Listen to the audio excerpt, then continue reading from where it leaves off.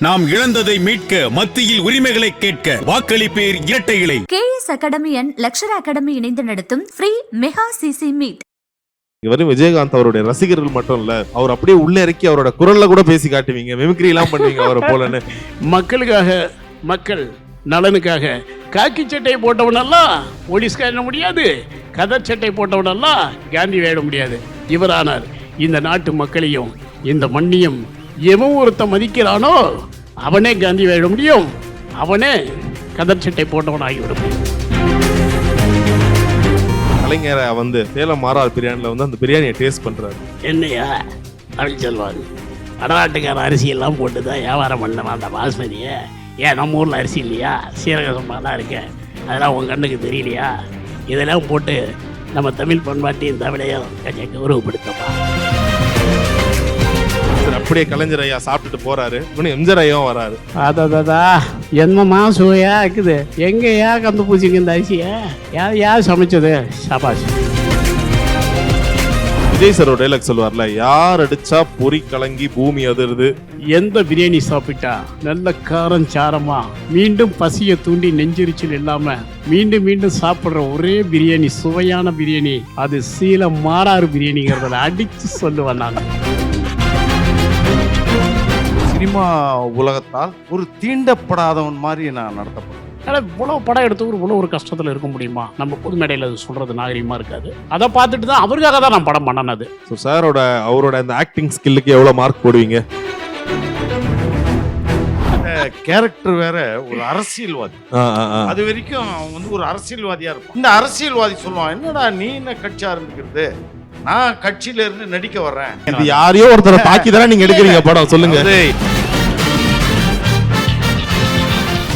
Hello sir, வணக்கம். வணக்கம் sir, இந்த மேடையில உங்களை சந்திக்கிறது இன்னொரு சந்தோஷமா இருக்கு சார். பொதுவாகவே தமிழர்களை பத்தி பேசும்போது நம்ம எந்த விதமான டாபிக் பேசினாலும் சரி, கடைசியா அது முடிய போறது ரெண்டே விஷயத்துல தான். ஒன்னு அரசியல், இன்னொன்னு சினிமா. ஸோ நிறைய இடங்கள்ல வந்து உங்களுடைய அரசியல் பார்வையை பத்தி ரொம்ப அழகா சொல்லியிருக்கீங்க. இப்போ சமீபத்துல கேள்விப்பட்டேன் சார் ஒரு படம் வேற நடிக்கிறீங்கன்னு. ஸோ உங்களுடைய சினிமா ஆசையும் நிறைவேறிடுச்சு. ஸோ இது சின்ன வயசுல இருந்து இந்த ஒரு ஆசையா எல்லாருக்குமே இருக்கும்ல, நம்மளும் சினிமாவில் நடிக்கணும், ஹீரோ ஆகணும்னு. கண்டிப்பா. ஏன்னா ஒரு காலத்துல சினிமா விட்டா நமக்கு என்டர்டைமே கிடையாது. அதனால தான் புரட்சித் தலைவர் எம்ஜிஆர், டாக்டர் கலைஞர் ஐயா, ஜெயலலிதாம்மா இவ்வளோ பேருமே திரைத்துறையில் இருந்த சிஎம்மை தான் நம்ம அண்ணாமே எடுத்துக்கலாம். அவரும் ஒரு கதாசிரியர் தான் திரைப்படத்துக்கு. இத்தகைய காமராஜரை தாண்டி இவங்க எல்லாமே 4 பேருமே காமராஜருக்கு அப்புறம் வந்த திராவிட இயக்கம் வந்து சினிமா துறையை சார்ந்தது தான். இதுலேருந்து தெரிஞ்சிருக்கோம் சினிமாவுடைய தாக்கம் நம்ம மக்களுக்கு தமிழகத்தில் எந்த அளவுக்கு இருந்திருக்கும். ஆந்திராவில் NT ராமாராவ் அந்த காலத்தில் வெற்றி பெற்று இன்றைக்கி இருக்கிற நடிகர்கள் வெற்றி பெறாமல் போவதற்கு அந்த அளவுக்கு நடிகர்கள் வளர்ந்துட்டாங்க. இளைஞர்கிட்ட மாறுபட்ட இதுகள் வந்திருக்கு. அப்போது சினிமா தான் பெரிய என்டர்டைன். நமக்கு எந்த சந்தோஷமும் இன்றைக்கி இருக்கிற ஆண்ட்ராய்டு ஃபோன் மாதிரி கையில் ஒன்று இருக்காது. இப்படி ஒரு தொலைக்காட்சி கிடையாது. ஃபஸ்ட்டு ஒரு ஒளியும் வெள்ளிக்கிழமையான இரவு 8:30 மணிக்கு பொதிகையில் ஒளிபரப்புறத ஊரே கப்சிப்பாய் பார்த்துட்டு இருந்த காலங்கள்லாம் அறிந்திருப்பீங்க. நீங்கள் இப்போ சிறுவனாக இருந்திருப்பீங்க. எங்களுக்கு தெரியும் ஒளிபரப்பும் போது வெள்ளிக்கிழமையான பொதிகையில் தூர்தர்ஷனில் 8:30 மணிக்கு வரும். அதுதான் பெரிய ப்ரோக்ராம். வாரத்தில் ஒரு நாள் 1/2 மணி நேரம். அதுலேயும் புள்ளியா சிக்னல் கிடைக்காம கோடு விழுந்து டென்ஷன் ஆகுவாங்க. Correct sir. இப்போ இதெல்லாம் தாண்டி இப்போ உங்களுக்கு சின்ன வயசுல இருந்தே ரொம்ப பிடிச்ச நடிகர்னா யாரு? நீங்க எம்ஜிஆர் ஐயா சொல்லாதீங்க, ஏன்னா அப்புறம் பாக்குறவங்கள இவர் வந்து ரொம்ப பழைய ஆள் போலப்பா இவர் எம்ஜிஆர் ஐயா சொல்றாரு. நான் நீங்க வந்து ஒரு யூத் ட்ரெண்ட், உங்களுடைய டான்ஸ் ஆடுற வீடியோலாம் நாங்க பார்த்தோம் ரீசெண்டா ஷூட்டிங் ஸ்பாட்ல. நீங்க வந்து திரும்ப எம்ஜிஆர் ஐயா அவங்களாம் சொல்லக்கூடாது. இல்ல உங்களுக்கு வந்து 80ஸ்ல 90ஸ்ல பிடிச்ச ஹீரோ கேப்டன் விஜயகாந்தோடைய ரசிகர். கேப்டன் விஜயகாந்த். அடடா, சூப்பர். எதனால, என்ன ஒரு படம் வருது ரொம்ப பிடிச்சது? எங்க காலத்துல எம்ஜிஆர் சாருடைய காலங்கள்லாம் முடிஞ்சு Rajini sir, Kamal sir, Vijayakanth sir மட்டும்தான் அந்த தமிழன் என்று சொல்லடா தலைநுமன் என்னடாங்கிறது. நிறைய அந்த ஈழத்து தமிழர்களாக பாண்டி பஜார்ல 1989 எனக்கு அப்போ ஒரு 17-18 வயசு இருக்கும்போது மிகப்பெரிய ஒரு உண்ணவிரத போராட்டத்தை ஈழத்தமிழுக்காக நடத்தினார். வேட்டி சட்டையில் தான் அவர் இருப்பார். பெரும்பாலும் பொது நிகழ்ச்சிகளில் ஃபேன் சட்டையில் பெரும்பாலும் கலந்துக்க மாட்டார். உண்மையிலேயே ஒரு தமிழனா, தமிழ் நடிகனா எங்கள் காலங்களில் வளம் வந்தவர். பல நடிகர்கள் இருந்தாலும் விஜயகாந்த் சார் தான். வேறு ட்ரெஸ்லாம் போட மாட்டார் அவர். நம்ம புது மேடைகளில் அந்த கதர் கதர் சட்டை தான் போடுவார். பல பன்முகம் கொண்டவர். இதோட எல்லாத்தோட இன்னொரு விஷயம் தாண்டி அவர் 100 படங்களுமே தமிழ் படங்களை மட்டுமே ஹீரோவாக நடித்தார். கலர் படங்களில் மட்டுமே நடித்தார். நான் என்ன பணம் கொடுத்தாலும் அதர் மொழி படத்தில் நடிக்க மாட்டேன்னு ஒரு கொள்கையோடு இருந்தவர். நீங்களும் அப்படிதானா? நீங்களும் அப்படிதானா? அப்படிலாம் இல்லை, நமங்களாம் அந்த நீங்க ஒரு pan India star அந்த ஆகணும்னு அளவுக்கு ஆசைப்படுறீங்க. முடியாது. நம்ம என்னுடைய பார்வை வேற, Super, அவருடைய super. பார்வை Right. ஏக்காரத்தை கொண்டு வில்லனுடைய கேரக்டரும் பண்ண மாட்டேன்னு சொன்னவர். ம். எல்லாத்தையும் தாண்டி அவர் கடைப்பிடித்த இன்னொரு விஷயம் உணவளிப்பதில் இன்னைக்கு எல்லாருமே சொல்லுவாங்க. அவ்வளோ ஒரு நற்பெயர் அவருக்கு மட்டும்தான் உண்டு. அதனால் இருக்கலாம். ரெண்டாவது, அந்த நம்மளை மாதிரி சோப்பாக இருக்கிறவங்க மட்டும்தான் நல்லா சினிமாவில் சாதிக்க முடியுங்கிறத உடை தெரிந்து அவருடைய கருப்புக்கு நிற்கிற ஒரு கருப்பு ஹீரோவை பார்த்துருக்க முடியாது. தன்னுடைய முன்காலை தூக்கி பின்காலை சுரட்டி அடிக்கக்கூடிய அந்த வீர ஃபைட்டெல்லாம் சரி. Okay. அவர்கிட்ட தான். சரி. So, நடுவுல உங்களை பத்தி ஒரு விஷயம் கேள்விப்பட்டோம். நீங்க வெறும் விஜயகாந்த் அவருடைய ரசிகர்கள் மட்டும் இல்ல, அவர் அப்படியே உள்ள இறக்கி அவரோட குரல்ல கூட பேசி காட்டுவீங்க, மிமிக்ரி எல்லாம் பண்ணுவீங்க அவரை போலன்னு கேள்விப்பட்ட. அது உண்மையா? அல்ல, அது யாரை நம்ம அப்படி நேசிக்கிறோமோ அது அப்படியே நம்மளுக்கு தொத்திக்கும். அதுபோல் நான் உண்மையாக ஆத்மார்த்தமாக அவரை நேசிப்பேன். இப்போவே அவருடைய ஒரு காலத்தில் அவர் மாதிரியே நடப்பது நானும் இல்லை, அவரை சார்ந்த தொண்டர்கள் எல்லாருமே அவர் மாதிரி நேர்வாக்கு எடுத்து முடிவு வருவது, ஸ்டைல் பண்ணி கொள்வது. இன்னைக்கு நிறைய பேர் அந்த மாதிரி அவரை தான் ஃபாலோ பண்ணுவாங்க. தமிழர்கள்லேயே ஒரு ஹீரோ போல தன்னை மாற்றி கொண்டது ரஜினி சார் மாதிரியே ஒரு காலத்தில் முடிய செய்யணுவாங்க சில ரசிகர்கள். அதுக்கப்புறம் விஜயகாந்த் சாருக்கு தான் அந்த உண்டு. அவரை தான் காப்பி அடித்தோம் எல்லாருமே தமிழர்கள். ஒரு 2 லைன் கிடைக்குமா அவர் மாதிரி பேசி காட்ட முடியுமா? மக்களுக்காக, மக்கள் நலனுக்காக காக்கி சட்டை போட்டவனெல்லாம் போலீஸ்கார முடியாது, கதர் சட்டை போட்டவனெல்லாம் காந்தி வேட முடியாது. இவரானார் இந்த நாட்டு மக்களையும் இந்த மண்ணையும் எவன் ஒருத்த மதிக்கிறானோ அவனே காந்தி வேட முடியும், அவனே கதர் சட்டை போட்டவன் ஆகிவிட முடியும். Super super sir. ஸோ உங்களோட மிமிக்ரி திறமையில வந்து நிறைய பேரோட ரொம்ப ஃபேவரட்டான விஷயம் என்ன தெரியுமா சார்? உங்களுடைய கலைஞர் ஐயா மாதிரி நீங்க பேசக்கூடிய ஒரு குரல் தான். கலைஞர் ரொம்ப நேசிப்பேன். எனக்கு இதுல வந்து வெறும் ஒரு நீங்க ஏதாச்சும் ஒண்ணு பேசுங்க நான் சொல்ல போறதில்ல. ஒருவேளை கலைஞரை வந்து சேலம் மாறார் பிரியாணில வந்து அந்த பிரியாணியை டேஸ்ட் பண்றாரு, டேஸ்ட் பண்ணிட்டு என்ன மாதிரி ஒரு ரிவ்யூ கொடுத்திருப்பாரு, உங்களுக்கு கொடுத்திருந்தா அது மனசுக்கு சந்தோஷமா நினைச்சிருப்பீங்களே, எப்படி பேசியிருப்பாரு? என்னையா தமிழ்ச்செல்வன் வடநாட்டுக்கார அரிசியெல்லாம் போட்டு தான் வியாபாரம் பண்ணவா அந்த பாஸ்மதியை? ஏன் நம்ம ஊரில் அரிசி இல்லையா? சீரக சம்பாலாம் இருக்கேன், அதெல்லாம் உன் கண்ணுக்கு தெரியலையா? இதெல்லாம் போட்டு நம்ம தமிழ் பண்பாட்டையும் தமிழையும் கொஞ்சம் கௌரவப்படுத்தப்பா அப்படின்னு கேட்டிருப்பாருன்னு தோணுது. சரி, அப்படியே கலைஞர் ஐயா சாப்பிட்டுட்டு போறாரு. முன்னாடி என்ன கலைஞரே சாப்பிட்றாரு, இந்த கடை ரொம்ப நல்லா இருக்குன்னு எம்ஜிஆர் ஐயாவும் வராரு. அவரு சாப்பிட்டுட்டு என்ன சொல்லியிருப்பாரு உங்ககிட்ட? அதாதா என்னம்மா சுவையா இருக்குது, எங்கேயா கந்து பூச்சிங்க இந்த அரிசியை, யார் சமைச்சது? சபாஷ், நான் அவங்க மனப்பூர்வமாக வார்த்ததேன் அப்படின்ட்டு. Super super sir. ஸோ இந்த திறமை உங்களுக்கு அப்பத்துல இருந்து அதை இமிட்டேட் பண்றது யார் உங்களுக்கு ரொம்ப பிடிக்குமோ அவங்கள மாதிரி? கொஞ்ச நேரம் நீங்க தான் உங்களை மாதிரி ஆயிடுவேன். அது எனக்கு யார் பக்கத்துல இருக்கிறாங்களோ அவங்க வந்து என் நண்பர்கள் கூட அப்படிதான். சரி சரி. நான் ரொம்ப க்ளோஸா ஒருத்தரோட பழகினா அவங்களோட அப்ரோச் எனக்கு வந்துடும். Okay okay super sir. அதான். ஸோ இப்போ உங்களுடைய சினிமா ஆசைக்கு வந்து நிறைய பேருடைய உதவி தேவைப்பட்டிருக்கும். அந்த மாதிரி தமிழ் சினிமாவோட ஒரு நல்ல இயக்குனர்கள்ல ஒருத்தர் இப்போ இந்த சீட்டை வந்து அவர் தான் இன்னும் அழகாக்க போறாரு. ஸோ உங்களை பத்தின சில சீக்ரெட்ஸ் வேற என்கிட்ட சொல்ல போறேன்னு சொல்லியிருக்காரு. Very happy and glad to welcome புரட்சி இயக்குனர் திரு வேலு பிரபாகரன் அவர்கள். வணக்கம் சார். வணக்கம். ஸோ சாரோட படங்கள்னு எடுக்கும் போது 2 விஷயம் வந்து கூடவே வருவாங்க. ஒண்ணு, யாருமே நிறைய பேர் வந்து பேச தயங்கக்கூடிய விஷயங்களை வந்து ரொம்ப உரத்த குரல்ல சொல்லக்கூடியவர். இன்னொரு விஷயம், இவர் படம் எடுத்தாவே கண்டிப்பா ஏதோ ஒரு சர்ச்சை அங்க நடக்க போகுதுப்பான்ற மாதிரி முன்னாடியே எல்லாம் சொல்றாங்க. உங்களுக்கு ஒரு பயம் இருந்துச்சா, பயமோ ஒரு தயக்கமோ இருந்துச்சா முன்னாடி வேலு பிரபாகரன் ஒரு இயக்கத்தில் நடிக்க? அதாவது அதை பத்தி நான் கொஞ்சம் சொல்லணும். தமிழ் சினிமாவில் மிக மிக மிக முக்கியமான கருத்து, அதாவது பெரியார் உடைய கருத்து அப்படின்னு சொல்றாங்கல்ல எல்லாரும். ஆனா அந்த பெரியாருடைய உண்மையான கருத்து கடவுள் மறுப்பு தான். அதாவது உச்சத்துக்கு அதான் போறாரு. அந்த கடவுள் மறுப்பை இங்க வந்து பிரச்சாரம் பண்ணவங்க யாருமே கிடையாது. உதாரணத்துக்கு கலைஞர் கூட அம்பாள் எந்த காலத்திலடா பேசினால்தான். ஆனால் கடவுள் படமும் சரி, புரட்சிக்காரனும் சரி, வேலு பிரபாகரன் காதல் கதையும் சரி, கடவுள் மறுப்பை ரொம்ப ரொம்ப துல்லியமா விளக்கின ஒரு படங்கள். அப்படிப்பட்ட எனக்கு வந்து நான் வந்து இந்த ஒரு சினிமா உலகத்தால் ஒரு தீண்டப்படாதவன் மாதிரி நான் நடத்தப்படுறேன். நீங்க யூனியனை எடுத்துங்க, யூனியன்ல சேர்த்துக்க மாட்டான். எங்கேயுமே இவனை வந்து தூர வைக்கணும் அப்படின்ற ஒரு ஐடியா தான் இருக்கு. ஒருவேளை அவங்களுடைய பார்வை வந்து இவரோட படங்கள்ல கொஞ்சம் காதல் காட்சிகள் அதிகமா இருக்கும். காதல் காட்சிகள் வந்து ஒரு படம் எடுக்கிறோம், அதாவது காதலை பற்றி விவரிக்கணும். கடவுளை பற்றி விவரித்தவர்கள் நாம் காதலை பற்றி விவரிக்கணும்னு நினைக்கிறோம். ஏன்னா இது ரெண்டு தான் இந்த நாட்டுடைய மிகப்பெரிய பிரச்சனை. இளையராஜாவை தவிர சினிமா உலகத்துல அவர் மனிதனா நினைக்கிறது அவர் மட்டும்தான். என்ன ஒரு மனிதனா, ஒரு திரைப்பட கர்த்தாவா, மக்கள் இருக்கிறான், மக்கள் என்னுடைய திரைப்படத்தை பாராட்டுறான், என்னுடைய திரைப்படத்துடைய வேல்யூ தெரியும். அப்படி கைவிடப்பட்ட ஒரு நிலையில தான் நான் வந்து இவரை சந்திக்கிறேன். முழுக்க வியாபாரத்துல ஒருத்தன் ஏமாத்துறான். அப்படி ஒரு மிக மோசமான ஒரு சூழல்ல தான் இவருடைய அறிமுகம் கிடைக்கும். அப்ப மிக முக்கியமான ஒரு மனிதனை நான் என்னுடைய வாழ்க்கையோடைய இதுல நான் சந்திச்சிருக்கேன். கடந்த 5 ஆண்டுகளா அவருடைய பழகுற ஒரு வாய்ப்பு. அந்த இவருக்கு திரைப்படம் எடுக்கிற ஒரு நோக்கம் இல்லை.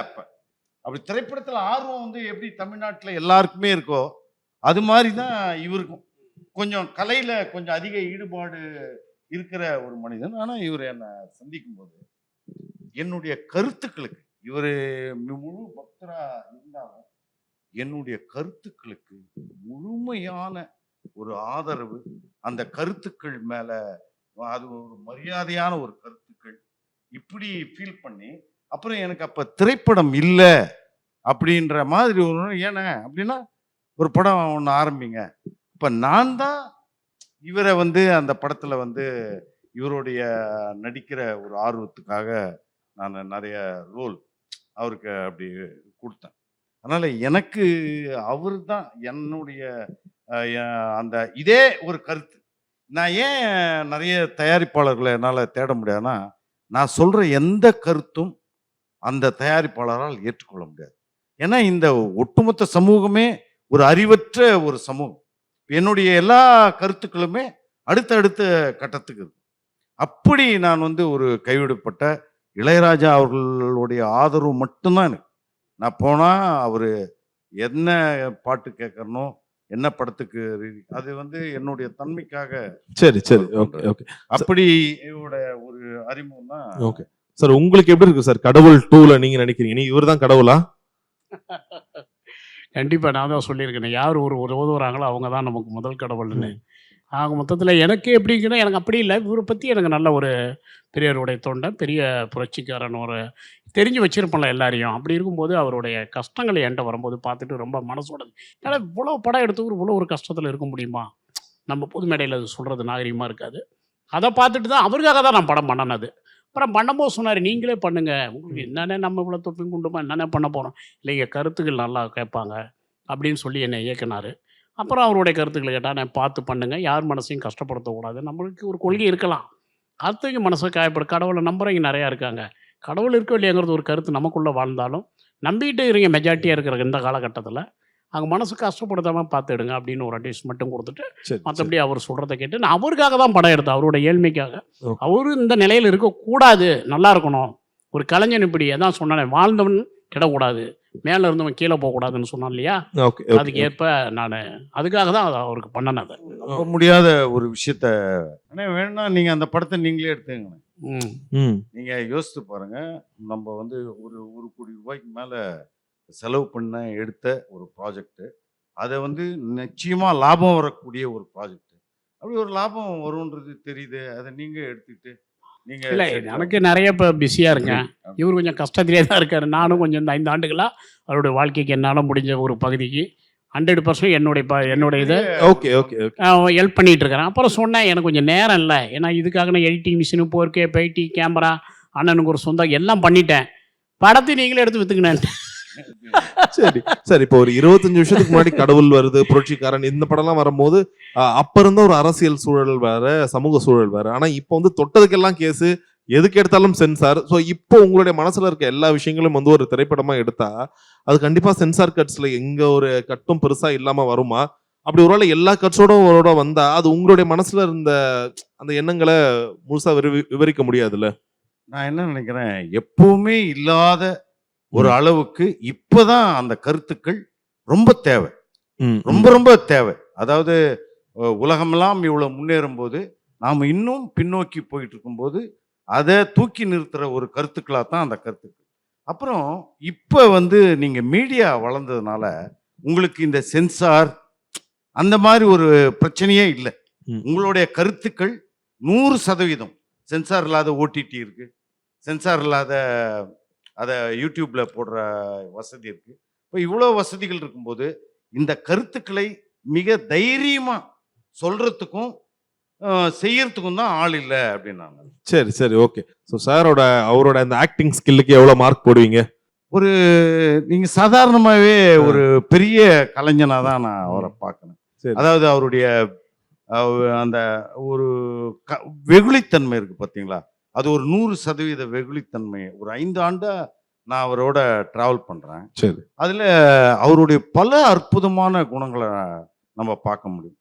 அதாவது பெரிய ஒரு படிப்பாளிக்கு ஒரு பெரிய சமூக பொறுப்பு இருக்கிறவனுக்கு இருக்கிற அறிவு, அந்த ஒரு கருணை, அந்த ஒரு பார்வை, அப்படி மக்களை வந்து திகட்டாம அவர் உதவி செய்யறத நான் பக்கத்துல இருந்தே பார்க்கிறேன். ஓகே சார், இப்போ உங்களுக்கு வந்து ஒரு சின்ன ஒரு டெஸ்ட் சார்.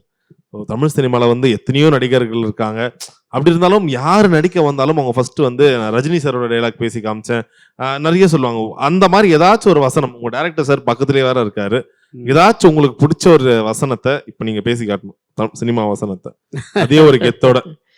மலைக்கல்லல்ல டாக்டர் கலைஞரையா எழுதுன வசனம் புரட்சி தலைவர் அவர்கள் உச்சரிப்பாரு. காந்தத்தை இழுக்கக்கூடிய சக்தி இரும்புக்கு இருக்குது என்றால் பெண்ணின் மனதை இழுக்கக்கூடிய சக்தி இந்த ஆணுக்கு உண்டுன்னு ஒரு வசனம் இருக்கு, எனக்கு ரொம்ப பிடிக்கும். அதே போல கலைஞருடைய படத்துல அரமண நாயே அடக்கடா வாயேன்னு சொல்லி ஒரு ஒத்த வரிகளை பதிவு பண்ணியிருப்பாரு, அது பிடிக்கும். அதே மாதிரி பராசக்தியில் இப்போ அவர் டைரக்டர் ஐயா சொன்ன மாதிரி ஜிவாஜி சார் பேசின அந்த பசிக்காக ஜிவாஜி சார் நான் ஆட்டில் குதித்தது தற்கொலை பண்ணிக்கிறதுக்கு இல்லடா பாவிங்களா, அது மேலே ரொட்டி துண்டு மேந்து வந்தது, அதை எடுக்கிறதுக்கு தாண்டா குதிச்சேன்னு சொல்லுவார். பசியுடைய அருமையை வளர்த்திருப்பாங்க. சரி சரி, அந்த மாதிரி எனக்கு பிடிச்சிருக்கு சார். ஆனா இதெல்லாம் வந்து நீங்க ரொம்ப பழைய டைலாக்கா சொல்றீங்க சார். இப்போ நீங்க நியூ ட்ரெண்டுக்கு வந்திருக்கீங்க. நான் உங்களுக்கு ஒரு டைலாக் சொல்லி தரேன், அந்த டைலாக் நீங்க சொல்லணும். ரெடியா? ஓகேவா? விஜய் சார் ஒரு டைலாக் சொல்லுவார்ல, யார் அடிச்சா பொறி கலங்கி பூமி அதிருது நிலத்துல தெரியுது, அதை வந்து நான் மாத்துறேன். எந்த பிரியாணி சாப்பிட்டா எச்சு ஊறி நாக்குல அந்த ருசி தெரியுதோ அதுதான் சேலம் மாறாது பிரியாணி. இதை நீங்க நல்லா சொன்னா உங்க ப்ரொமோஷனுக்கே யூஸ் பண்ணிக்கலாம் சார். ஓகே. எந்த பிரியாணி சாப்பிட்டா நல்ல காரம் சாரமா மீண்டும் பசியை தூண்டி நெஞ்செரிச்சல் இல்லாம மீண்டும் மீண்டும் சாப்பிட்ற ஒரே பிரியாணி, சுவையான பிரியாணி, அது சேலம் மாறாறு பிரியாணிங்கிறத அடிச்சு சொல்லுவேன் நான். ஸோ நிறைய விஷயங்கள்லாம் பார்த்தோம். இப்போ சாரோட ஒரு டான்ஸ் வீடியோ நாங்கள் பார்த்துருந்தோம். ஸோ அதுக்கு அவர் எப்படி தயார்படுத்துனீங்க பார்க்க? ஏன்னா நிறைய பேர் இப்போ வந்து ரொம்ப ஈஸியாக ஒரு பாடி ஷேமிங் பண்ணுறதா இருக்கட்டும், இவர் நிறைய காசு இருக்கு அதனால நடிக்க வந்துட்டார் அப்படி சொன்னால் அது பர்சனலாக கண்டிப்பாக ஏதோ ஒரு இடத்துல ஹர்ட் ஆகும். அந்த ஒரு யோசனை உங்களுக்கு இல்லையா சார்? அவர் சொல்லி உங்களுக்கு அது இல்லையா அந்த டைம்ல? இப்போ சார் சொல்றாரு அப்போ இல்லையா? நடிக்கணுங்கிற எண்ணம் இல்லை, நடிக்கணுங்கிற எண்ணம் சிறு வயசுல இருந்து இருந்தாலும் சரி காலங்கள் மாறிடுச்சு. இப்போ உங்களவா நான் சின்ன வயசுல இல்லை, இன்னைக்கு ஒரு சமூக பொறுப்பு உள்ள மனிதனாகும். இப்போ ஒரு சத்யராஜ் சார் ஒரு ரேப் சீன் சொன்னா கூட ஒத்துக்குவாங்க, இன்னைக்கு நான் பண்ணனா ஒத்துக்க மாட்டாங்க. தமிழன் இப்படி பண்ணிட்டாராங்கிற அளவுக்கு ஆயிட்டேன் நான். ஏன்னா அதை கடந்து வந்துட்டேன்.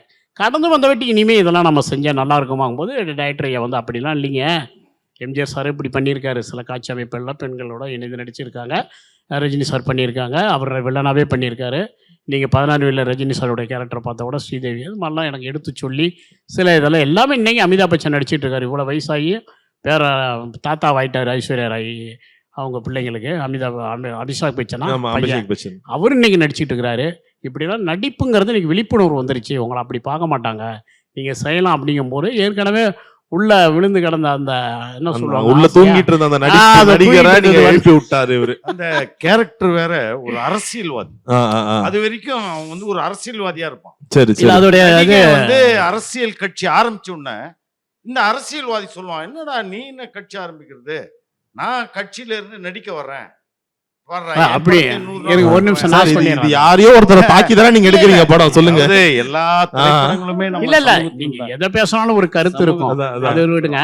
அந்த காட்சி அமைப்பு என்னன்னா, நல்ல மார்க்கெட் இருக்கிற வரைக்கும் சினிமால இருந்துட்டு மார்க்கெட் போனோன்னு அரசியலுக்கு வந்துடுற மாதிரி நான் அரசியல்வாதியா இருப்பேன். அப்போ ஒரு நடிகர் அரசியலுக்கு வர மாதிரி இருக்கும் அந்த இடத்துல.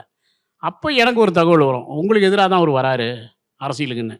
நான் அவருக்கு எதிராக நடிகனாக மாறிடுறான், அவர் போனால் அரசியல் போய் பண்ணிக்கிட்டோம், அவர் இடத்த நான் போய் பிடிச்சி நடிகனாக பண்ணிக்கிறேன். ஒரு அரசியல்வாதி நடிகனா ஆக மாட்டாங்கிற திமிரு தானே இவங்களுக்கெல்லாம். அப்படின்ட்டு நான் அரசியல்வாதியாக இருந்தவன் நடிகனாக மாறிடுவேன். அதுதான் அந்த காட்சி அமைப்பு. பாடுறாங்க அந்த ஏன்னா இது கேரக்டர் வரைக்கும் ஒரு அரசியல்வாதியா இருந்த ஒரு Backdrop- நடிகனா மாறுற காட்சி Okay, இல்ல அதுக்காக அந்த காட்சி. சரி, இப்ப நீங்க சொல்றத பார்க்கும்போது எனக்கு டக்குன்னு ஒரு நடிகர் டக்குன்னு அரசியல்வாதியா மாறுறாரு, அதுவும் சமீபத்துல வேற சொல்றீங்க. ஒருவேளை இவரு விஜய் அவர்களை தான் இவரு சொல்றாரோ? இல்ல நான் கேக்குறேன். இல்ல இல்ல இல்ல இருக்கட்டுமே, அவரவாக கூட நம்ம எடுத்துக்கோமே ஒண்ணு. ஏன்னா அரசியல்னு கொண்டு வந்துட்டு நமக்கு புகழ் தான் கிடைக்கும், பதவி தான் கிடைக்குங்கிறத யாராவது கற்பனையில வந்துடக்கூடாது. அதுக்கு பின்னாடிங்கிற வழி, வேதனைகள், சோதனைகள்லாம் இருக்கு, அடங்கி இருக்கு. உங்களுக்கு எப்படி சார் இருந்துச்சு? இப்ப நடிகரா இருக்காரு விஜய் அவர்கள், இப்ப நீங்களும் ஒரு நடிகரா மாறினால அது எல்லாமே ஒரு கால்குலேஷன் எல்லாம் போட்டிருப்பீங்களா? இவர் படத்துல நடிக்கணும் இந்த இல்ல, மாதிரி. அவர் இப்ப வந்து டக்குன்னு ஒரு அரசியலுக்கு இப்ப வராரு. சிவாஜி சாரும் லேட்டா வந்தாரு, கொஞ்சம் ஜெயிக்க முடியல, புகழ்ல இருக்கும்போது வரல. ம். விஜய் நிறைய ஃபில்டர் பண்ணியிருக்காரு விஷயங்களை. நம்ம காலம் போன வெட்டி போனா நம்மளுக்கு வந்து எதிராக வந்துருன்ட்டு, அதனாலதான் ஒரு மார்க்கெட் இருக்கிற நிலையிலே போய் கரெக்டான பார்த்தா டைம் தான் இது. ஒரு கரெக்டான டைம்ல வந்துடலாம்னு ஒரு புதிய முயற்சி. எந்த நடிகருமே அப்ப சிரஞ்சீவி கட்சி ஆமா, ஆரம்பிச்சாரு, ஆமா. பாக்யராஜ் சார் கட்சி ஆரம்பிச்சாங்க. எல்லாருமே ஒரு மார்க்கெட் இழந்த நிலையில தான் எடுத்தாங்க. அதுக்கு நம்ம மார்க்கெட்ல இருக்கும்போது சிவாஜி எல்லாம் வந்திருந்தா நல்லா இருந்திருக்கலாம்னு பேசின கருத்து ஒன்று உண்டு. அதுக்கு இதெல்லாம் மனசுல வச்சு அவரு மார்க்கெட் இருக்கிற நேரத்துலேயே வந்துட்டா ஜெயிக்கலான்னுங்கிற. என்னை பொறுத்தவரை கடுமையான ஒரு உழைப்பாளி. அரசியலுக்கு இன்னும் பல மடங்கு உழைப்புகள் வேணும். நான் ஒன்று சொல்லுவேன், இந்த உலகமே ஒரு கைமாறு தானே. யாருமே இந்த மக்கள்கிட்ட எடுத்த பணத்தை அவ்வளோ ஈஸியாக சாப்பிட்டு போயிட முடியாது. ஆமா, ஆமா. அவர் கடுமையான உழைப்பை சந்திக்க இருக்கிறாருன்னு தான் நான் எடுத்துக்கிறேன். அந்த கடுமையான உழைப்புக்கு தம்பி விஜய் அவர்கள் என்னோட 3 வயது இளையவர், அவருடைய வாழ்த்துக்களை பதிவு செஞ்சுக்கிறேன். இவர் ஒருத்தராது இருக்கிற பணத்திலேருந்து மக்களுக்காக மைனஸில் போனோம். இவரும் அந்த சொத்து குவிப்பில் ஈடுபடக்கூடாது என் அன்பான வேண்டுகோள். Super super sir. ஸோ ஃபைனலா எப்ப எதிர்பார்க்கலாம் கடவுள் 2 சார் அப்படியே அந்த பெரிய ஸ்கிரீன்ல இந்த வருடத்துக்குள்ள இந்த வருடத்துக்குள்ள? இந்த வருடம். Okay okay okay. நிச்சயமா அது ஒரு மீண்டும் நீங்க சொன்ன மாதிரி அது ஒரு பெரிய தாக்கத்தை, பெரிய சர்ச்சையை. ஆஹா, சீக்கிரம் சார். சர்ச்சைக்கு ரெடியா இருக்கீங்களா நீங்க? சர்ச்சை இல்லாத உலகமே இது. ஆஹா ஆஹா. சோ நீங்க சார் நீங்க இப்பயே பாதி நடிகர் ஆயிட்டீங்க. ஒரு ஒளியுடைய வழியை தாங்கினாதான் பாறையும் சிற்பமாகுது ம். இல்லையா? ஒரு களிமண்ணை கசக்கி பிழிஞ்சாதான் அதுவும் ஒரு பானையாகவும் சட்டியாகவும் மாறுது. ஒரு சர்ச்சை தான் பல அறிவுகளுக்கும் ஆற்றலுக்கும் வழிவகுக்குன்னு நான் எடுத்துக்கிறேன். Super sir. மேலும் பல சர்ச்சைகள்ல உங்க பேர் சும்மா விளையாட்டுக்கு சொன்னேன் சார். சார் இப்போ உங்களுக்கு சினிமான்றதால ஷூட்டிங் ஸ்பாட்லயும் நிறைய பிரியாணிகள் சாரோட ஒரு பாசமா வருமா? உணவு அப்படிங்கும்போது அது ஒரு திருவிழா மாதிரி தான் நடக்கும். படப்பிடிப்பு இல்லைன்னா அவரை நீங்க பார்க்க போனாவே உங்களுக்கு தெரியும். ஆமா ஆமா ஆமா. நான் ஒரு வாட்டி போயிருக்கேன் அவர் வீட்டுக்கு. அது ஒரு சாதாரண ஒரு விருந்தாளி கூட சாப்பிட்டு முடிச்சுட்டு பார்சல் வேற எடுத்துட்டு போக சொல்றாரு சார். அங்கதான் சார் சாரோட எப்பவுமே அது. அந்த ஒரு அன்பு இருக்கு. சோ கேப்டன் அவர்களுடைய அதனால ரசிகர் வேற. நம்ம பிள்ளைங்களை கூட ஸ்கூல்ல அந்த 300 பிள்ளைங்களுக்கு உப்புக்கோட்டையில மேல்நிலை பள்ளி நம்ம தேனி மாவட்டத்தில் போடும்போது பிள்ளைங்க சாப்பிட்டா போதுமா? நிச்சயமா நிச்சயம். பிள்ளைங்க வீட்டில் இருக்கிற குழந்தைங்க பெரியவர்கள் எல்லாரும் சாப்பிடணும்னு தான். ஒரு அன்னதானங்கிறது முழுமையானதாக இருக்கணும். அது ஃபார்மாலிட்டிஸ்க்கோ பேர் தேடிக்கிறதுக்கோ புகழுக்கானதாக இருக்கக்கூடாது. எல்லார் வயிறு நம்பணும் தான் நான் கண்டிப்பா. குடும்பத்தோடு அதை நடத்தினேன். அது இன்றைக்கி எனக்கு உண்டு. அதனால தான் நான் சொல்லுவேன் எங்கள் தொழிலாளியும் கூட, எப்பா வீட்டுக்கு கொஞ்சம் பிரியாணி எடுத்து போப்பா, வீட்டில் காத்துக்கிட்டு இருப்போம், நீ மட்டும் சாப்பிட்டு போகாதம்பேன். என்னை சந்திக்கிறீங்களே அதான் சொல்லுவேன். சந்திக்க இப்போ அவருக்கு மட்டும் நம்ம பிரியாணி கொடுத்தா போதுமா? அவர் போய் வீட்டில் சொல்லுவார், சாரை பார்த்துட்டு வந்தேன் நீங்கள் தமிழ்ச்செல்வம் சாரன்னு சொல்லுவார். அப்படி அம்மாங்க அப்ப அவங்க பிரியாணி சாப்பிட்டான்னு எதிர்பார்ப்பாங்களா? சொல்லுவாங்க. இதுதாங்க நம்ம சூப்பர், இது. சூப்பர், கண்டிப்பா. அதனால தான் நான் எல்லாரையும் எடுத்துட்டு போங்கம்பேன். ஆமா ஆமா. நேற்று கூட இரவு 2 பக்கெட்டு என்னை 50 பேர் சந்திச்சாங்க. ம். எடுத்துட்டு போய் இங்கே சாப்பிடலாம் கூட வழியில் சாப்பிட்டு போங்க அப்படின்னு சொல்றது காரணம். அதுக்கு தான் நான் வீட்டுக்குள்ளேயே கடையை வச்சது. Super super. All it and fantastic sir. So ஏற்கனவே நீங்க எடுத்த படங்கள் இப்போ வரைக்கும் அது ஒரு பேசு பொருளா இருக்கு. கண்டிப்பா கடவுள் 2வும் அந்த மாதிரி ஒரு படமா இருக்கும் நம்புறோம். கடவுள் டூலாம் நிறைய நான் ஃபில்டர் பண்ணியிருக்கேன் வர. ம், ம், ம். அண்ணன் இன்னைக்கு காலங்கள் மாறி இதெல்லாம் நமக்கு கண்டிப்பா, வேண்டாம். கண்டிப்பா அவர் சார். உணர்ந்து தான் So, பண்ணியிருக்காரு. Okay. நாங்கள் இன்னும் அந்த படத்தை எடிட்டிங் போயிட்டு இருக்கு. சரி, முடிச்சுட்டு அதில் எது தேவை எது தேவையில்லைங்கிறதெல்லாம் இன்றைய சூழ்நிலைக்கு ஏற்ப இளைஞர்களுக்கு ஏற்ப கருத்துக்கள் அடங்கிறதா இருக்கும். அவருக்கு 1000 கருத்துக்கள் இருக்கலாம், எனக்கு ஒரு கருத்துக்கள் இருக்கு. அதுபடி தான் நான் இருக்கிறங்கிறது மக்களுக்கு தெரியும். ஆளாளுக்கு ஒரு கருத்து சூப்பர், சுதந்திரம் உள்ள நாடு. இப்போ கூட அண்ணாமலை மோடி சாரை வச்சு இன்னைக்கு நம்மளுடைய தூத்துக்குடி பொதுக்கூட்டத்தில் பேசும்போது சொன்னார், நான் சாராய கடையை உடனே மூட முடியாது, ஆட்சிக்கு வந்த உடனே கள்ளு கடையை திறப்பேன், கள்ளு கடை திறந்து வெட்டி 35% சாராய கடை மூடுவேன், 3 வருஷம் 2 வருஷம் கழிச்சு இன்னொரு 35% சாராய கடை மூடுவேன், இன்னொரு 5 வருஷம் கழிச்சு மொத்தமாக நான் முடிப்பேன் அப்படின்னு அடுக்கடுக்காக தான் அதை பண்ண முடியும். ஏன்னா குடிக்கிற வாயை நான் தடுக்க முடியாதுன்னு மோடி சாரை வச்சுக்கிட்டே மேடையில் அண்ணாமலை சார் பதிவு பண்ணியிருக்காரு. அது மாதிரி கருத்து சுதந்திரத்தை யாருங்க தடுக்க முடியாது. அவருக்கு ஒரு கொள்கை இருக்கும், அதை நான் தடுக்க முடியாது. சரி. இருந்தாலும் பாதிப்பு இல்லாம படிப்படியாக அவரை நான் குறைப்பேன். Super super sir. அதனால தான் அவர் வந்து அண்ணா நீங்களே எடுத்துங்க, ஏன்னா இப்படி பாதிப்புல இல்ல, நான் எதையுமே சுதந்திரத்துக்கு மரியாதை கொடுக்குறாரு. கண்டிப்பா கண்டிப்பா கண்டிப்பா. அவர் என்ன கருத்து எடுக்கிறாரோ அந்த கருத்துக்கு நம்ம நான் இத்தனை மொத்தமா கோடி இதில் போட்டுட்டெல்லாம் கூட இப்போ கூட நினைக்கலங்க. Okay okay. ஏங்க நீங்களே எடுத்ததுனால அவருக்காக தான் எடுத்தேன். ஆ ஆ. என்ன நான் 0லேருந்து வந்தேன். நான் கொடுக்கறதுக்கு என்னைக்கும் அஞ்ச மாட்டேன், எதையும் மகிழ்ச்சியோட செஞ்சுட்டு போயிடுவேன். அதில் கொடுக்கலாம ஒரு ஒரு ஒரு தொங்கலை வச்சுக்க மாட்டேன். எனக்கு பிடிச்சா எவ்வளோ கொடுத்து ஒரு விஷயத்த வச்சுக்குவோம் கூட ஒருத்தரை. பிடிக்கலைன்னா என்ன வேணும்னு கேட்டு அனுப்பிச்சிடுவேன். 2 பாலிசி தான் என்கிட்ட உண்டு. சரி சரி சூப்பர். பிடிச்சவங்களுக்கும் ஒரு விலை உண்டு என்கிட்ட. பிடிக்காதவங்களுக்கு என்ன வேணும்னு கேட்டு கொடுப்பேன். அவங்களுக்கு இவ்வளோ செய்யணும்னு இருந்திருப்பேன். எனக்கு இதையா கூட போயிடுவேன் அப்போ அப்படின்னு அனுப்பிச்சிடுவேன். அப்படி சுற்றி மறுபடியும் இங்கே தான் வருவாங்க. அது வேறு விஷயம். இப்படி தான் நான் வாழ்கிறேன். அந்த கொடுக்கணுங்கிற எண்ணம் எனக்கு வந்தது. ஏன்னா படத்தை நீங்களே எடுத்து நீங்களே வச்சிங்க ஓகே ஓகே சார். ஸோ உங்களை வந்து அவர் வாழ்க்கைக்காக தான் நான் எடுத்து ஆரம்பத்துலேருந்தே நான் சொல்லிட்டு இருக்கிறேன். அவர் நல்லா இருக்கணும்னு. அவருக்கு கார் வாங்கி கொடுத்தோம் சொந்தமாக. அது எல்லாருக்கும் தெரியும் திரையுலகத்துக்கு. எல்லாம் பொறுக்கு பேட்டி கேமரா எல்லாமே அவருக்கு வாழ்க்கைக்கு பண்ணியிருக்கோம். இப்போ இந்த படத்தை வச்சு தான் நான் நாம சம்பாதிக்கணும். நல்லா அவருக்காக எடுத்தோம். ஏதோ ஒரு கருத்து நல்லதாக மக்களுக்கு போய் சேரட்டும். நீங்கள் எடுத்துக்கணும். கண்டிப்பா கண்டிப்பா நல்லது நடக்கும். அதுல எந்த ஒரு சந்தேகமும் இல்லை. ஸோ உங்களுடைய பல அவதாரங்களை நாங்கள் பார்த்துருக்கோம். கண்டிப்பா சினிமாவில் அடுத்த அவதாரையும் பார்க்க ரெடியா இருக்கும். உங்க நேரத்துக்கு மிக்க நன்றி sir. Thank you so much. Thank you sir. Thank you. நன்றி. நாம் இழந்ததை மீட்க, மத்தியில் உரிமைகளை கேட்க வாக்களிப்பேர் இரட்டை இலை. KS அகாடமி அண்ட் லக்ஷரா அகாடமி இணைந்து நடத்தும் ஃப்ரீ மெகா சிசி மீட்